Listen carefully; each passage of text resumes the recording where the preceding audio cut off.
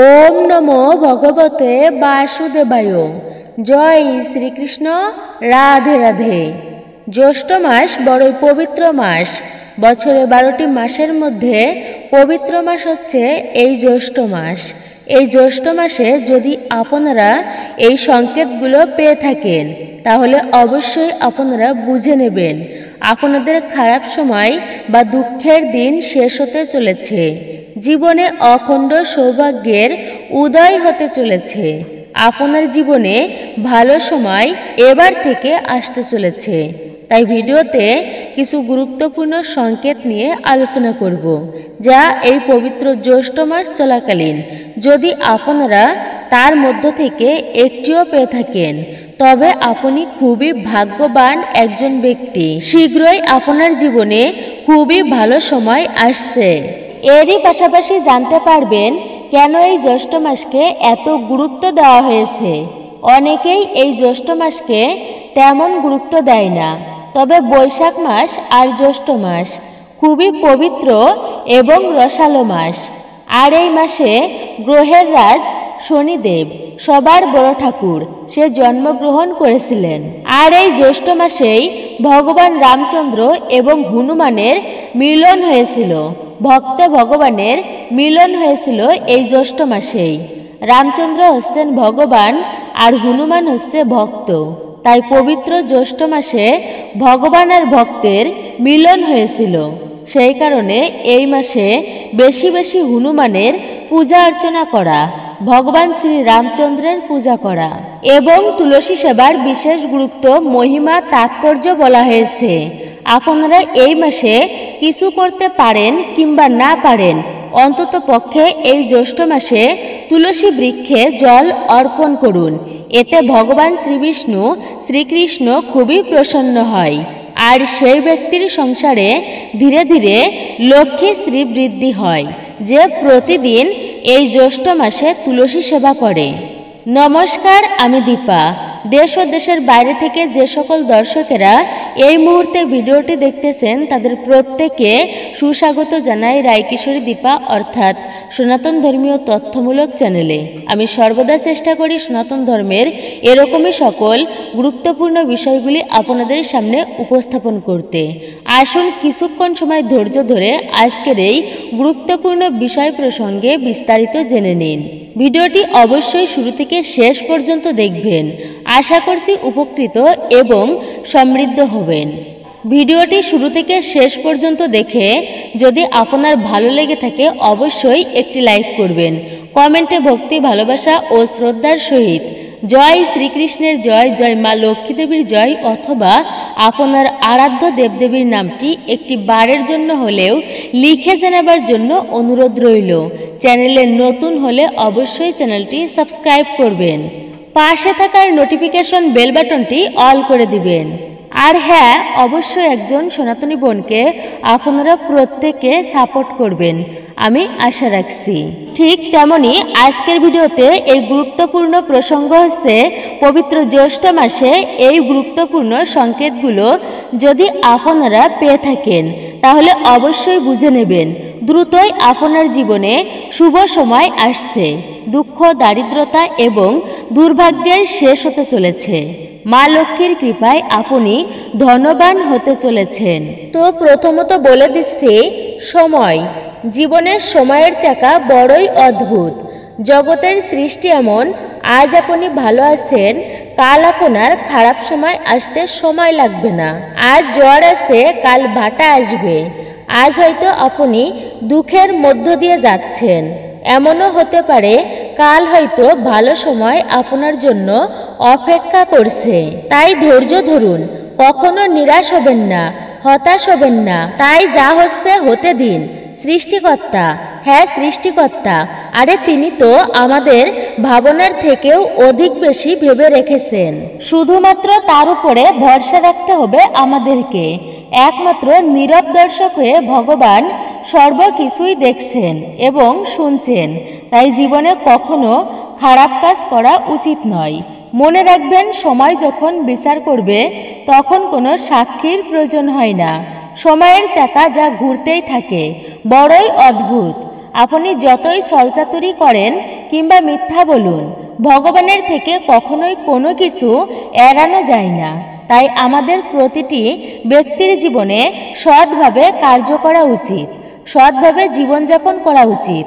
হয়তোবা আপাতত দৃষ্টিতে একটুকু কিছু সময়ের জন্য খারাপ সময় আসলেও জীবনে ভগবান আমাদের পুরস্কৃত করবেন। আর জীবনে যদি একটি বারের জন্য হলেও ভগবানের কৃপা প্রাপ্ত হয়, সেই ব্যক্তির জীবনে কোনো চাওয়া পাওয়া থাকে না। তাই প্রথমত যে সংকেতটির কথা জানাতে চলেছি, আর তা হচ্ছে গৃহে পাখির আনাগোনা বৃদ্ধি পাওয়া। হ্যাঁ, বাড়িতে পাখিদের আনাগোনা বৃদ্ধি, এটিকে খুবই শুভ এবং লক্ষ্মীময় বলা হয়েছে। অবশ্য খেয়াল করে দেখবেন, আপনারা যারা গ্রামে বাস করেন, আগেকার দিনে যেমনটা পশু পাখিরা ছিল, বিকাল হলেই বাড়িতে পাখির কিচিরমিচির শব্দ বেশিরভাগ শোনা যেত। কিন্তু বর্তমানে তেমনটা পাখিই দেখা যায় না। কেননা মানুষের অত্যাচার দিনে দিনে বাড়ছে। আগেকার দিনে মানুষের বাড়িতে চড়ুই পাখি, বাবুই পাখির বাসা দেখা যেত, এখন দেখা যায় না। কথা হচ্ছে, বাড়িতে যদি বেশিরভাগ পাখির আনাগোনা হয়, এটাকেও লক্ষ্মীময় এবং শুভ বলা হয়েছে। আর সকালবেলা মানে প্রভাতকালে পাখির ডাক শোনা, এটিও শুভ। এমনকি এই মাসে মানে জ্যৈষ্ঠ মাসে শনিদেবের জন্ম মাস, তাই বলা হয়েছে আপনার যদি সম্ভব হয় তবে কিছু পশু পাখিকে ভজন করাতে পারেন, পাখিদের জল দান করুন। যেহেতু এটা গ্রীষ্মকাল, প্রচণ্ড গরমের তাপ, পশু পাখিদের সেবা করা এটা উত্তম বলা হয়েছে। এর মাধ্যমেও ভগবানের বিশেষ কৃপা পাওয়া যায়। বহুরূপে সম্মুখে তোমাসারি, কোথায় খুঁজিছি ঈশ্বর। জীবে প্রেম করে যেজন, সেজন সেবিষে ঈশ্বর। যেহেতু এটা জ্যৈষ্ঠ মাস, আর এই জ্যৈষ্ঠ মাসে শনিদেবের জন্ম, তাই আপনি এই মাসে কাককে কিছু খাবার দান করলেও এর মাধ্যমেও শনি দেবতা প্রসন্ন হন। মূল বিষয় হচ্ছে গৃহে পাখির আনাগোনা বৃদ্ধি পাওয়া এই মাসে, এটাকেও লক্ষ্মীময় এবং শুভ সংকেত বলা হয়েছে। তাই আপনার গৃহে এই মাসে কোনো পাখি এসে বসলে বা বাসা বাঁধলে তাড়িয়ে দেবেন না, চেষ্টা করবেন খাবার খেতে দেওয়ার। মা লক্ষ্মীর কৃপায় আপনার জীবনে সৌভাগ্য বৃদ্ধি পাবে। আর দ্বিতীয়ত সংকেতটি হচ্ছে খারাপ বিষয়ে মন না থাকা। এটা আরেক বিশেষ গুরুত্বপূর্ণ বিষয়। বাস্তবিকভাবে আমরা শাস্ত্রের বিষয়গুলো জানার চেষ্টা করছি। আসলে কিছু কিছু সময় সঙ্গদোষেও মানুষ খারাপ হয়। হয়তো আপনার বন্ধু আপনাকে অনুপ্রেরণা দিচ্ছে, বলছে চলো আজকে অমুকের গাছের আম চুরি করি, কিন্তু আপনি হয়তোবা চুরি করতেও গেলেন। অথবা যে কোনো একটা খারাপ কাজের কথা বলল আপনাকে করতে, আপনি গেলেন সেখানে সেই খারাপ কাজ করতে, কিন্তু আপনার ভিতর থেকে চেতনা কাজ করছে, বাধা দিচ্ছে এই কাজ না করতে, এমন কাজ করা উচিত নয়। এর ফলে হয়তো আপনি এই কাজ থেকে বিরত হবেন। মহাভারতের কাহিনীতে কৌরবদের পক্ষে শত ভাই ছিল। এদের মধ্যে একজনের মাঝে মাঝে ধর্মের দিকে মন টানত। নাম তার বিকর্ণ, যদিও সে শত ভাইয়ের কারণে পারত না ধর্মের দিকে যেতে। কিন্তু এই যে একটা চেতনা, এটা কিন্তু শুভ এবং সৎ চেতনা। হয়তো আপনি মন্দ কাজ করতে গেলেন, কিন্তু যখনই চেতনা কাজ করলো আপনি সেখান থেকে সাথে সাথে ফিরে আসলেন। মনে রাখবেন, এমনটা যদি হয় তবে অতি দ্রুতই আপনার জন্য খুবই ভালো সময় অপেক্ষা করছে। এমনটা অনুভব হলে একদিন ভগবান আপনাকে বিশেষ কৃপা করবে। এর ফলে আপনি পাবেন এমন চেতনাকে এক সময় ভালো স্তরে নিয়ে যাবে স্বয়ং ভগবান। এটি এমনই একটি সংকেত বা লক্ষণ, এটাকে শুভ বলা হয়েছে। আর তৃতীয়ত যে সংকেতটির কথা আপনাদেরকে বলবো, আর তা হচ্ছে প্রদীপের আলো। সনাতন শাস্ত্রে প্রদীপের গুরুত্ব অপরিসীম, যা ঠাকুর পূজার জন্য সর্বদাই প্রযোজ্য। কিন্তু অনেকেই বর্তমানে ধূপকাঠি বা মোমবাতি ব্যবহার করেন। এটা উচিত নয়, এটা আমাদের সনাতন সংস্কৃতি নয়। ঠাকুরের উদ্দেশ্যে প্রদীপ প্রজ্বলিত করে সেই প্রদীপের আলো যতক্ষণ সময় দীর্ঘায়িত হয়, সংসারে অশুভ শক্তি দূরীভূত হয়, জীবনের আধার দূরে যায়। যে ব্যক্তি প্রত্যহ একটি প্রদীপ ঠাকুরকে অর্পণ করে তার জীবনে আর পুনর্জন্ম হয় না, এমনটা শাস্ত্র মতে বলা হয়েছে।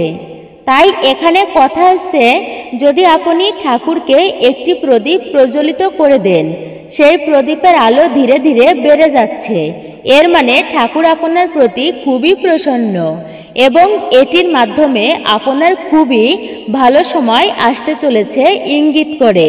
পবিত্র জ্যৈষ্ঠ মাসে বা অন্য সময়ে যদি এমন সংকেত পান যে ঠাকুরকে নিবেদন প্রদীপের আলোর শিখা ধীরে ধীরে বাড়তে চলেছে, কোথাও যাত্রাকালে ঠাকুরকে একটি প্রদীপ অর্পণ করেছেন, সেই প্রদীপের আলো হঠাৎই নিভে গেছে, বা ঠাকুর পূজার সময় আপনি ঠাকুরকে প্রদীপ দান করেছেন, তা নিভে যাচ্ছে বা নিভে গেছে, এটাকে খুবই অশুভ বলা হয়েছে।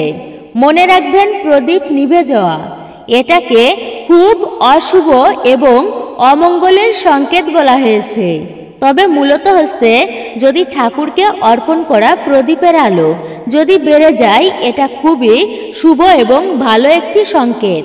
এবং যদি আপনি আরেকটা বিষয় খেয়াল করেন যে আপনি ঠাকুরের পূজা করতে বসেছেন বা পূজা করছেন, তখন আপনার চোখ থেকে অশ্রু নির্গত হচ্ছে, একটা অন্যরকম আনন্দ অনুভূত হচ্ছে। ইংরেজিতে অনেকেই এটিকে ইমোশন বলে, কিন্তু মনে রাখবেন, এই ইমোশন আর সাধারণ ইমোশন দুটো একই নয়। কেন? ভগবানের জন্য কান্না এটা কিন্তু সাধারণ কোনো বিষয় নয়, এটা আনন্দের সহিত যখন কান্না হয় সেটা দিব্য আনন্দ, সাধারণ কোনো আনন্দ নয়।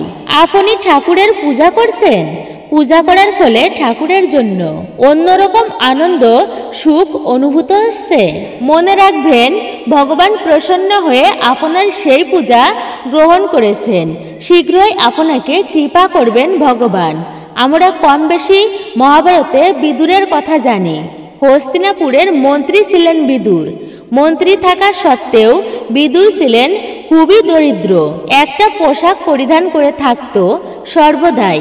বিদুর এতই দরিদ্র, তার কিছুই ছিল না। প্রতিদিন বিদুর রাজসভার কার্য সেরে কুটিরে এসে ভগবানের পূজা করত এবং দুই নেত্র হতে অশ্রু বিসর্জন করত, ভগবানের জন্য কান্না করত সে।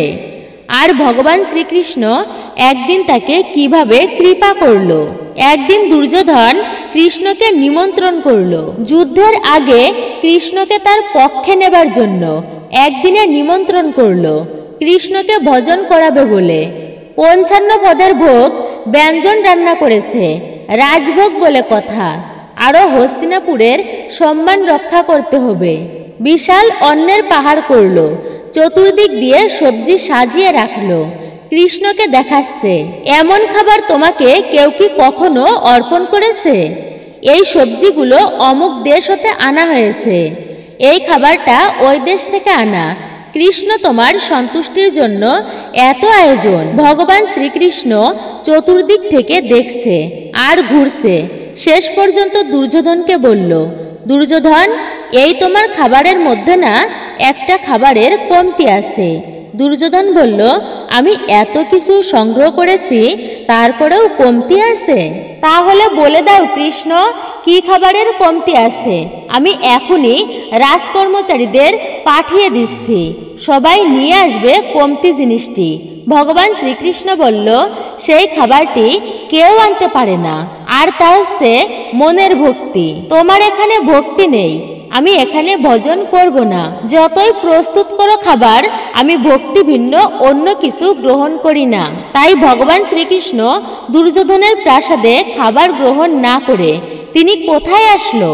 অতীব দরিদ্র, যিনি প্রতিদিন কান্না করত ভগবানের জন্য, সেই হতদরিদ্র বিদুরের কুঠিরে আসলো ভগবান শ্রীকৃষ্ণ। আর বিদুর মহাশয় তিনি গিয়েছেন স্নান করতে। এদিকে কৃষ্ণ এসে বলতে লাগলো, মা, বড়ই ক্ষুধার্ত আমি, আমাকে কিছু খেতে দাও, আজকে আমি কিছুই খাইনি। কুঠিরের ভিতরে ছিল বিদুরের স্ত্রী পরাশরী দেবী। সাথে সাথে এটা শুনে সে খেয়াল করলো অতীব দিব্য সুন্দর একটা বালক কুটিরে ছিল পাকা কলা, আর কিছুই ছিল না। বিদুরের স্ত্রী পরাশরী ভগবানকে দেখে ভাবে বিভোর হয়ে সে কলার শ্বাসটুকু ফেলে দিয়ে কলার খোসাটুকু কৃষ্ণকে খাইয়ে দিচ্ছে। এতটা মোহিত আকৃষ্ট হয়ে গিয়েছে শ্রীকৃষ্ণের প্রতি। আর কৃষ্ণ সেই কলার খোসাটাই তৃপ্তি সহকারে সেবা করছে। বিদুর মহাশয় এসে খেয়াল করলো কৃষ্ণকে কলার খোসা খাওয়াচ্ছে। স্ত্রীর গা ঝাঁকা দিল, তারপরে চেতনা ফিরে আসলো।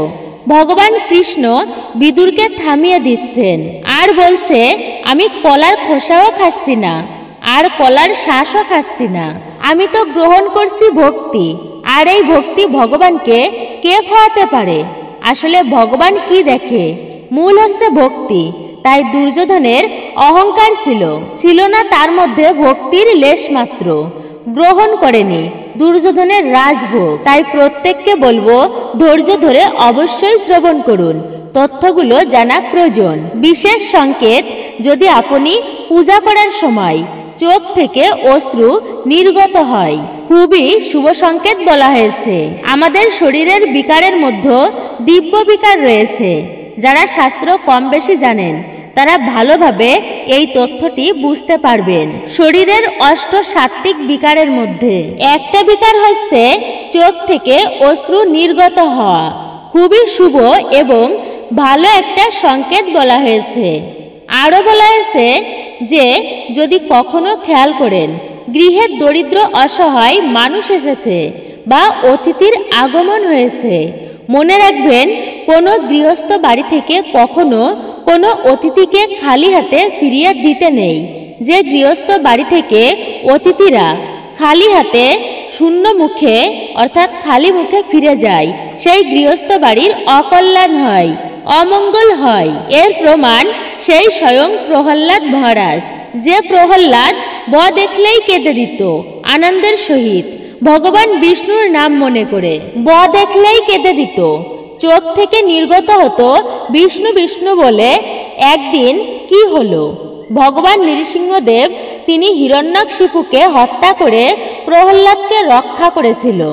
প্রহ্লাদ একদিন রাজসভায় বসেছিল, সেখানে ভক্ত শ্রেষ্ঠ নারদমুনি উপস্থিত হলো। প্রহ্লাদ মহারাজ খেয়াল করেননি। নারদমুনি ভাবল হয়তোবা প্রহ্লাদ আমাকে দেখেও খেয়াল করেনি, আমার যত্ন নেয়নি।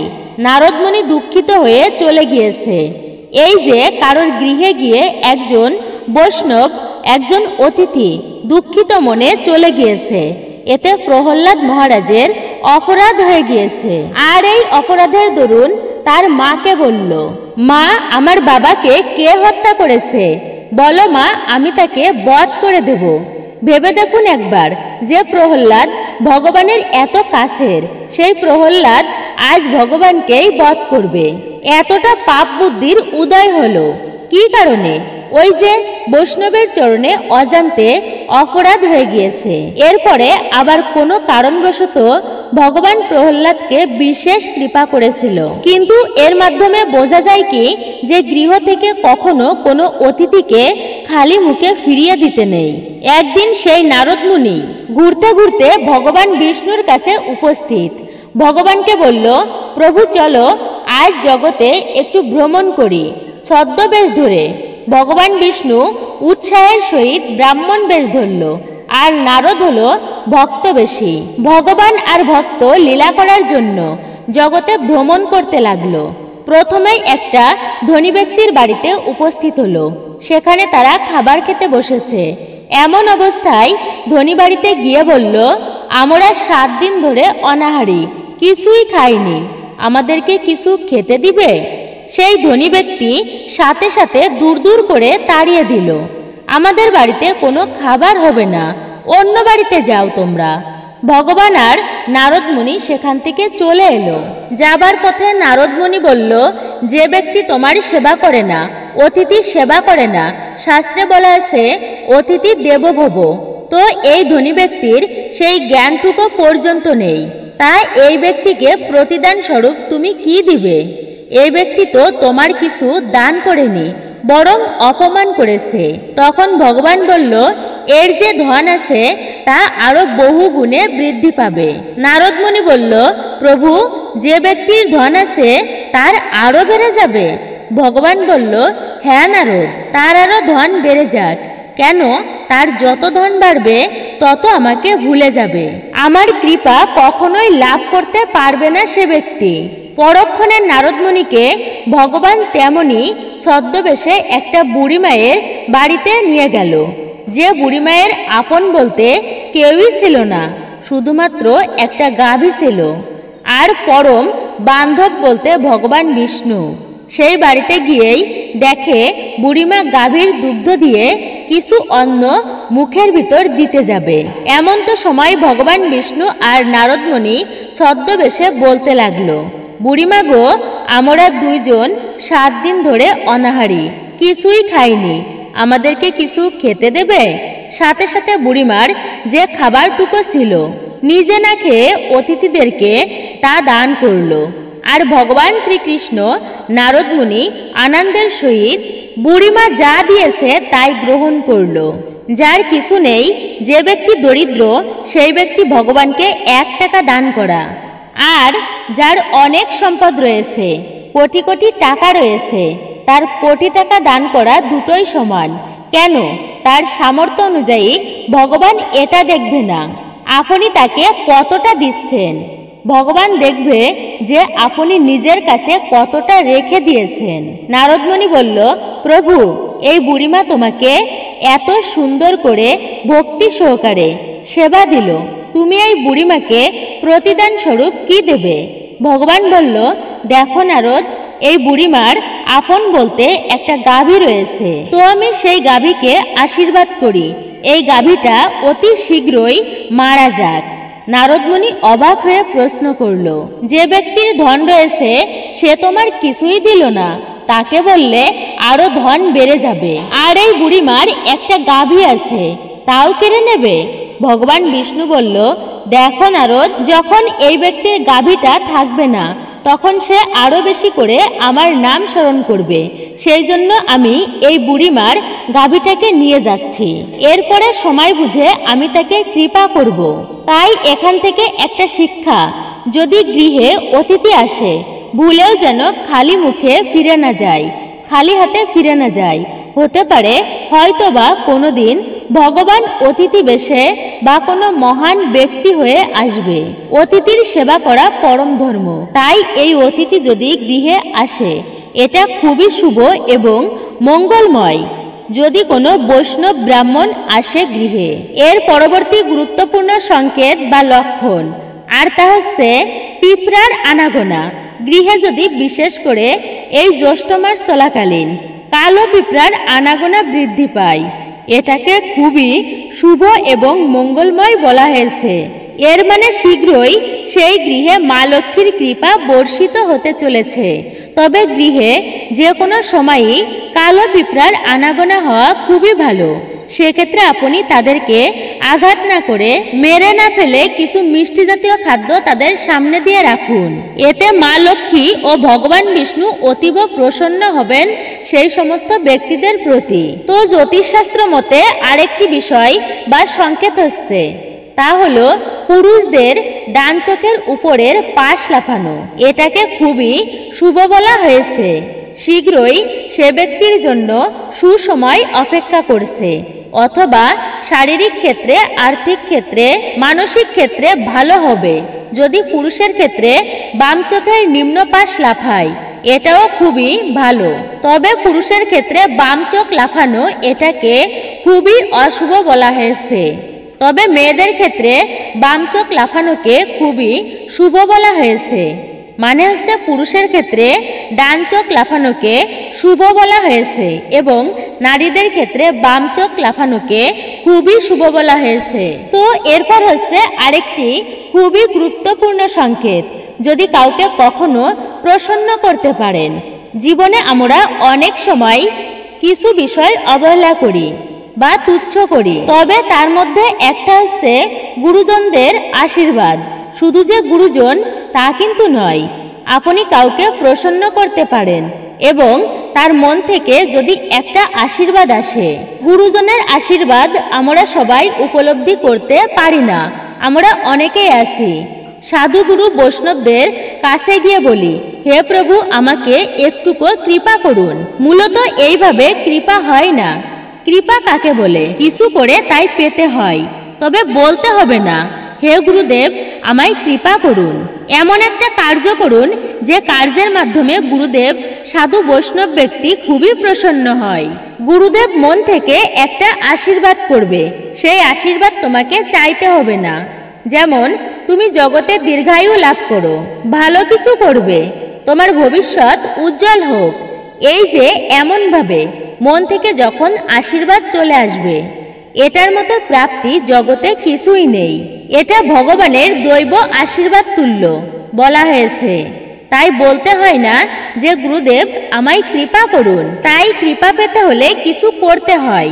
এটাকে সবথেকে চরম সৌভাগ্যের বলা হয়েছে যদি কোনো ব্যক্তি গুরুদেবের গুরুজনের আশীর্বাদ লাভ করে। তাই এমন ব্যবহার করা উচিত, সবাই যেন ভালো বলে, জীবনে সুশীল ব্যবহার করা উচিত, যেন কোনো ব্যক্তি আমার মাধ্যমে কষ্ট না পায়। তো গুরুজনের আশীর্বাদ পাওয়া খুবই শুভ এবং মঙ্গলময় সংকেত বলা হয়েছে। আর একটি কথা হলো, এই কলির কঠিন যুগে মানুষের ধর্মপথে তেমন একটা মন নেই। যে কোনো পরিস্থিতিতেই হোক না কেন, কঠিন সময়ের মধ্য থেকেও ভগবানের প্রতি ভক্তিটুকু যদি না কমে, বরং বৃদ্ধি পাচ্ছে। ভগবানকে স্মরণ করতে ভুল হয়নি, যতই খারাপ সময়ের মধ্যে যায় না কেন। এটাও কিন্তু খুবই শুভ এবং গুরুত্বপূর্ণ বলা হয়েছে। কলিযুগ হচ্ছে দোষের বিধি, এই যুগে দোষে ভরা। সেই দোষের সমুদ্রের মধ্যেও যদি কোনো ব্যক্তি ভগবানকে স্মরণ করে, এটাও খুবই শুভ এবং গুরুত্বপূর্ণ সংকেত। শুধুমাত্র জ্যৈষ্ঠ মাস নয়, এই সংকেতগুলো আপনি যে কোনো মাসে যদি পেয়ে থাকেন, মনে রাখবেন এটি খুবই মঙ্গলময়। যদি আপনি কঠিন সময়ের মধ্যে থেকেও ভগবানকে স্মরণ করতে না ভুলেন, ঠাকুরকে বেশি বেশি স্মরণ করেন, এটা সবথেকে শুভ সংকেত বলা হয়েছে। আজ আপনার খারাপ সময় থাকলেও একদিন ভগবান আপনাকে কৃপা করবেন নিঃসন্দেহে। আজ দুঃখ রয়েছে, শীঘ্রই আপনার জন্য সুখ সমৃদ্ধি অপেক্ষা করছে, শুধু সময়ের ব্যবধান মাত্র। হে অর্জুন, তব সম্মুখে যত ব্যক্তিদেরকে দেখতে পাচ্ছ সবাই মৃত, শুধু সময়ের ব্যবধানে তুমি দেখতে পাচ্ছ না। ভগবান শ্রীকৃষ্ণ অর্জুনকে বলেছিলেন। আর একটা সবথেকে বিশেষ এবং গুরুত্বপূর্ণ, আর তা হলো কারোর মাধ্যমে কষ্ট পাওয়া। জীবনে সেই ব্যক্তি ভালো কিছু করতে পারে যে ব্যক্তি অপরের মাধ্যমে কষ্ট পায়।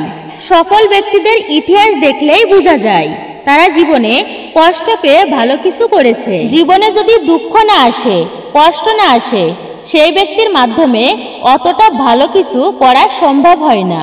স্বর্ণকে অলংকারের রূপ দিতে হলে হাতুড়ের বাড়ি দিতে হয়, কেননা সেটাকে অলংকারের রূপ দিতে হবে। মানুষের মধ্যে যদি কষ্ট না আসে, তবে সে ব্যক্তির দ্বারা ভালো কিছু হয় না, ততটা ভালো হয় না।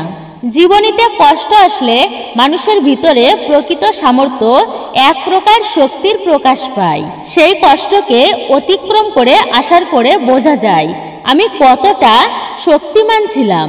তাই জন্য যদি দুঃখ আসে, তবে মনে রাখবেন, এই যে শাস্ত্রে পাওয়া যায় ধ্রুব মহারাজের কাহিনীতে, তার বাবা তাকে কোলে নেয়নি, তাই জন্য কষ্ট পেয়ে তিনি এতটা তপস্যা করেছে, ব্রহ্মার থেকে অনেক বেশি ধনলাভ করেছিলেন। সুখ দুঃখ নিয়েই তো জীবন, তাই কষ্ট পেয়ে তিনি এতটা কঠিন তপস্যা করেছে, ব্রহ্মার থেকে অনেক বেশি ধনলাভ করেছিলেন।